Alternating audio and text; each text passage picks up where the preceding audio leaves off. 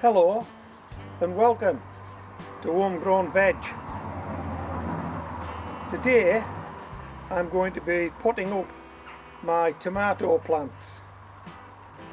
I've got them growing in yogurt pots and now I'm going to move them up into these 10-inch water buckets. The varieties I'm growing this year, and I'm only growing 10 because I only have a small greenhouse, I'm growing 5 varieties, 2 of each.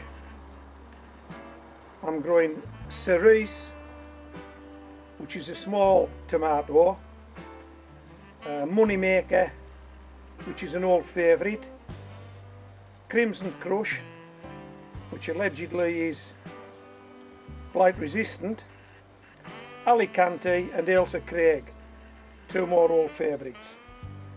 What you're looking at here now are the buckets already charged with a soil-based compost. Now this soil-based compost is something that's been on my smallest compost pile in the world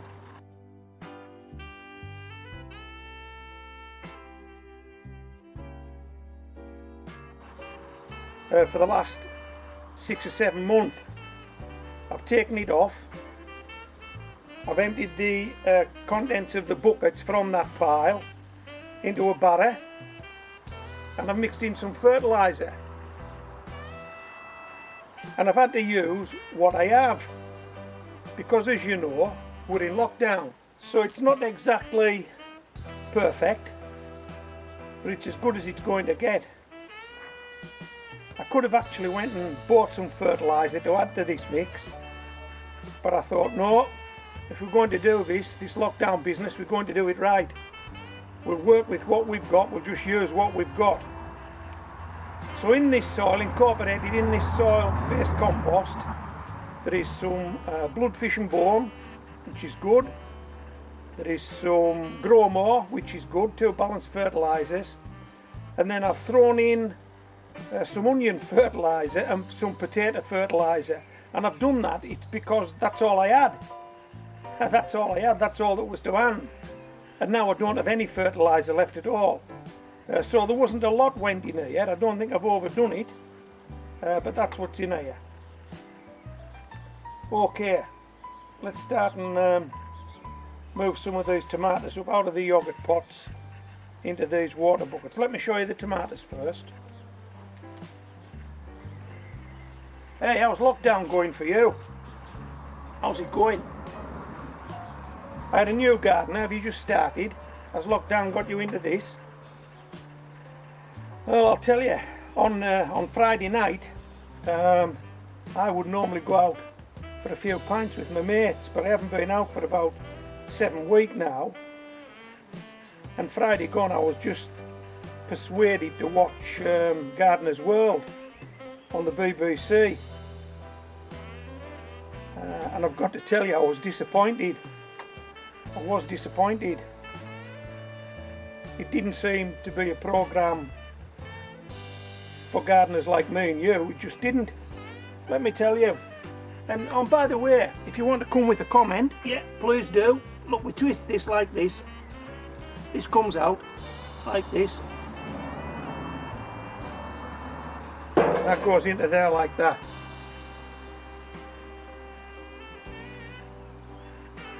Hopefully this will come out in a wanna. This is Ailsa Craig.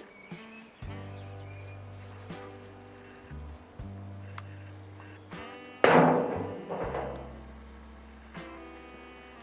that should fit perfect. Hey, and it does, come on! Come on! Yeah, I was disappointed with the programme. I mean, the gardener started by saying he welcomed everybody that was new to gardening. We talked about lockdown. He said he had his, there was no cameraman in the garden with him, he was working on his own. He had a few cameras set up. And yeah, when he welcomed the new gardeners, I thought, right, this programme is going to tell new gardeners a thing or two about gardening. It couldn't have been further from the truth. what he did was, firstly, he shot into his potting shed cum greenhouse. Now this potting shed cum greenhouse was big, and I mean big, and bigger than anything that you and I are ever going to have. Okay, so that wasn't for me and you. It was just a big greenhouse, a big potting shed. You're possibly working in your garden like I am. You're not going to have that. And he went in there and he brought some seedlings out and he talked about those, and then he moved on. I might get the sequencing wrong here, but he moved on to a big terracotta pot, and I'm telling you, this terracotta pot was big, and he was about to transplant into it. Let me think, I'm having to think now. An olive. He had an olive tree. Well, I ain't got an olive tree, have you? Oh, I didn't think so.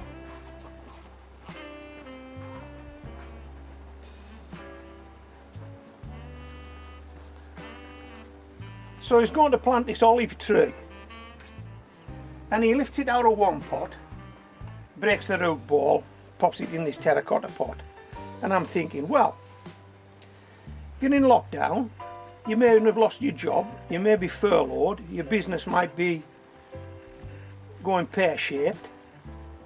You probably haven't got a big terracotta pot like that, and neither have you got the money to buy one. Neither have you got the money to buy one. So I thought, well, hey, that's not for me either. Let me just move these, get some more space.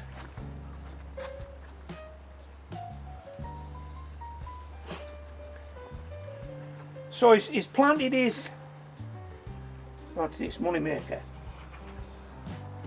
So he's planted this thing, and then he decides the guest gardener, we'll go and see what the guest gardener's up to. So when the guest gardener came on, they were visiting a cherry orchard, cherry trees. And there was row upon row upon row of these cherry trees. And I just thought to myself, well, that's not going to be much information for someone that's self-isolating cherry trees. And then, to cap it all, we got every single name of every variety of cherry tree in Latin. Come on, what's all that about? Latin? It's a dead language. The only place I think it's used regularly is probably the Vatican. Latin. I mean, they're going to tell you the name of a cherry tree and you'll forget it within a blink of an eye. Look, you might say, well, you could write it down. Well, yes, you could. When the nurseries reopen, and hopefully it'll be soon, are you going to the nursery to ask for a cherry tree by its Latin name? Come on. Absolutely crazy. So, then we get back into the garden. We get back to the guy in the garden.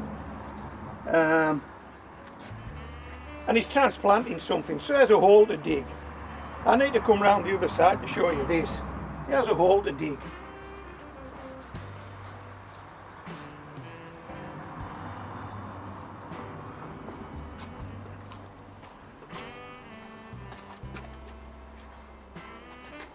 So he puts the spade in and digs this hole. Doesn't need a single obstruction, I'm telling you. You're a new gardener, you're going to be hitting these. You're going to find a piece of concrete. The stuff you're growing in, it's going to be like that. It's going to be clay. You might even dig up half a building brick. But his spade goes straight in. Doesn't strike a brick, doesn't strike a tree root, doesn't strike anything. Well, that's because that ground's probably been gardened for 20 years or so, 30 years.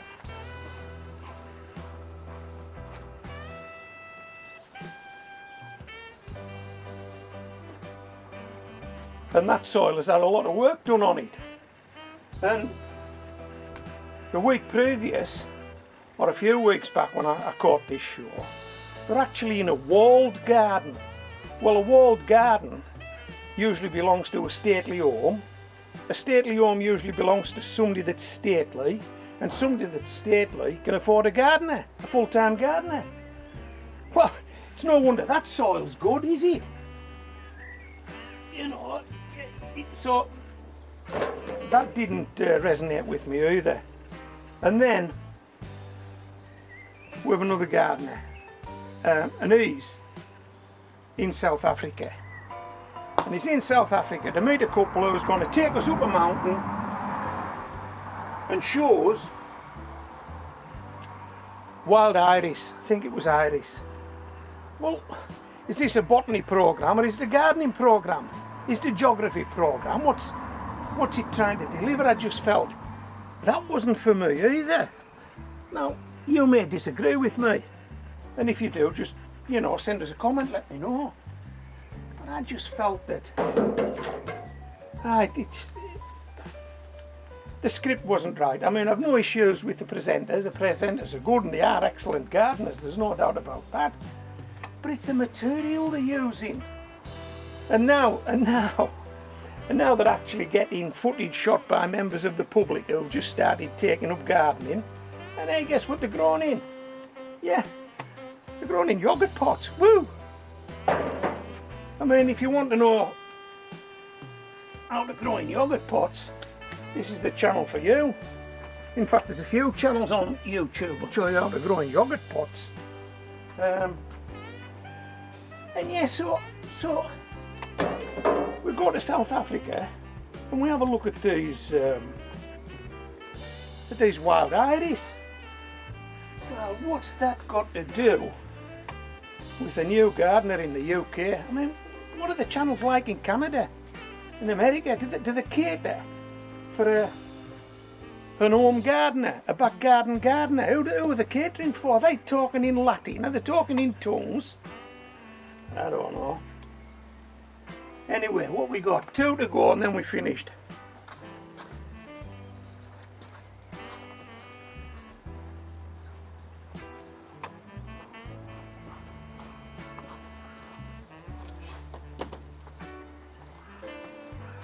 Right, these are the last 2. And what I'll do is, actually, do you get out at all to support the frontline workers, the people who are out there battling COVID-19? Do you get involved with any of that, any of the clapping and the support?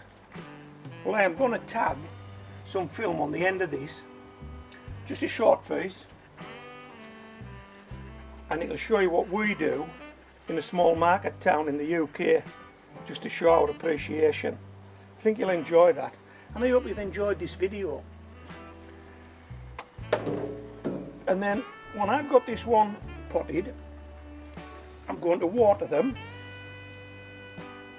and later today they're going in the greenhouse, but I'm going for a cup of tea. That's it, that's your lot. I'm going for a cup of tea. How good's that? Hey, look at that root ball there. Come on, that's a root ball, isn't it? I did water. I don't know if you've noticed these. These are some yogurt pots that I turned into air pots. I don't know if you can tell, there's holes in there all the way around. And what I did was, while those were in, filled them with water. The water's worked its way out into that soil-based compost, so there's plenty of moisture in there. It looks dry, but it isn't, trust me, it isn't. Hey, couldn't have been easier, could it? Right, let's me and you give these a small drink of water. As I say, the compost in there is quite moist, although you couldn't tell looking at it, but it is. And yeah, enjoy the bit of film I'm just about to add to this. And this is homegrown veg. Signing out.